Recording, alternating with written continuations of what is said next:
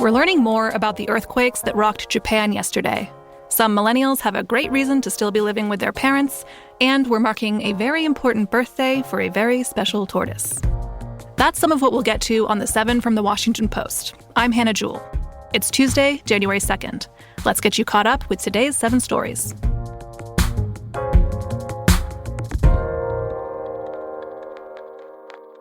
Number 1. Israel's High Court struck down a judicial overhaul law yesterday. This has been a polarizing law in Israel. Prime Minister Benjamin Netanyahu had sought to limit the power of judges over government decisions. It put the country on the brink of a constitutional crisis and sparked widespread protests in Israel last year, before the war in Gaza. The decision to block the law comes at a sensitive time for Netanyahu. He's currently embroiled in a corruption trial. He's also facing calls for his resignation over his government's failure to thwart Hamas's October 7th attack on Israel. And he's facing criticism for his handling of the hostage crisis. Yesterday, the Israeli military said it plans to pull some troops from Gaza, even as it says there will be prolonged fighting in the new year. This may be an indication that Israel could be changing its tactics in the war, which has killed nearly 22,000 people in Gaza, according to Palestinian authorities. Number 2. At least 48 people were killed by earthquakes in Japan. A series of earthquakes shook Japan's western coast yesterday, including a 7.6 magnitude quake, according to the Japan Meteorological Agency. It created tsunami waves that were about 1.2 meters or 4 feet high within the first few minutes. The scale of the damage started to become more clear today. Local reports said tens of thousands of homes had been destroyed, and the danger might not be over. Japan has lifted all of its tsunami warnings, but it continued to issue earthquake warnings this morning as small aftershocks rocked Ishikawa Prefecture.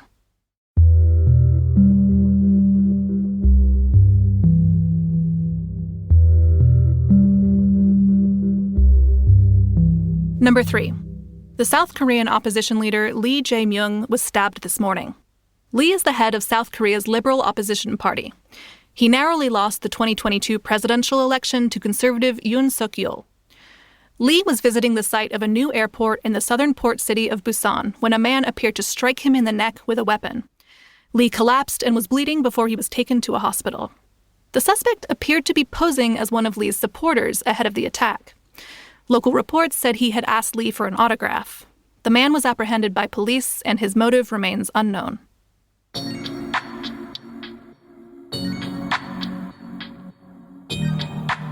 Story number 4 comes to us from a new Washington Post University of Maryland poll.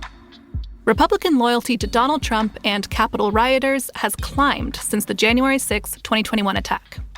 The poll shows that Republicans have grown more sympathetic to those who stormed the Capitol in the 3 years since that attack.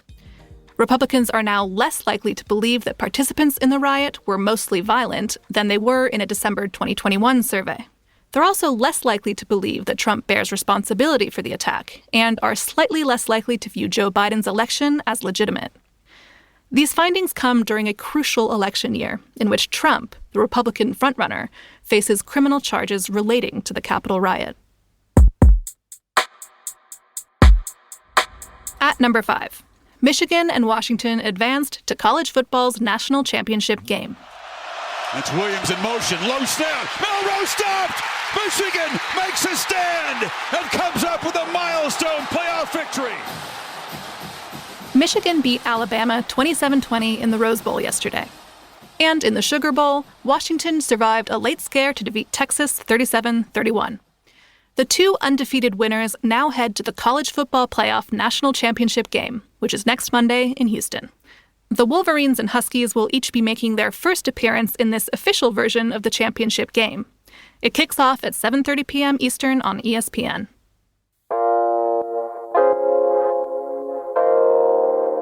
More millennials are living with their parents to save money for a house. That's number 6.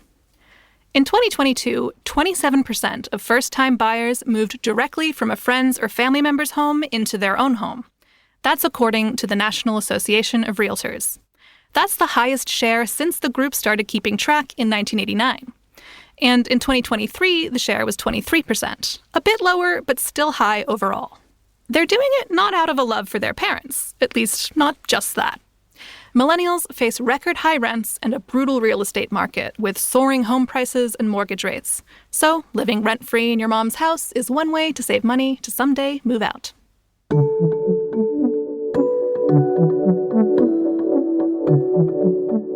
And at number 7, the world's oldest living land mammal turned 191, or 191-ish. I'm talking about Jonathan, the 400-pound tortoise. He lives on St. Helena, which is an island in the South Atlantic, where he may or may not have hatched in 1832. His exact birthday isn't known, so January 1st is as good a day as any to celebrate another year of being a tortoise on Earth. It's also not clear that he's 191. He might be even older, according to his caretaker. But in any case, Jonathan is so old that he was probably about 50 years old when the incandescent light bulb was invented. Jonathan marked the occasion by roaming around slowly in search of fresh clover and indulging in a late afternoon nap. He's blind and he can't smell anymore, but Jonathan still shows a zest for life. He has a longtime boyfriend, Fred, and a girlfriend called Emma, too. He sometimes tries to mate with both. So, happy birthday, Jonathan. And thanks for reminding us that age is just a number.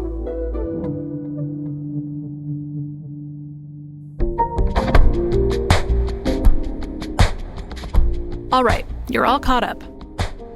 Just a reminder before I sign off, we also have a daily newsletter, which is written by me and my colleague Jamie Ross. That's where you can see a picture of the birthday boy.